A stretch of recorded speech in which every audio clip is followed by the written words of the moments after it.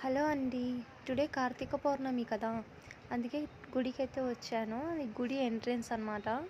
లోపలికి వెళ్ళగానే ఆల్రెడీ గడిస్తంభం పైన దీపం వెలిగించారు. అప్పుడే చాలామంది ఖాళీ అయిపోయారనమాట. చాలామంది ఇంటికి వెళ్ళిపోయారు పూజ చేసుకొని. అండ్ నా పూజ అయితే ఇప్పుడు కంప్లీట్ అయిపోయింది. పిండి దీపం వెలిగించాను. చాలామంది అలాగే వెలిగించారు. ఇంకా గుడి లోపలికైతే వెళ్దాం శివయ్య దర్శనం కోసం. గుడి లోపలికి వెళ్ళగానే ఒక పీస్ ఆఫ్ ప్రశాంతంగా అనిపించింది. అండ్ చూడండి శివయ్య ఎంత బాగున్నారో కదా, అసలు చాలా బాగా అలంకరించారు.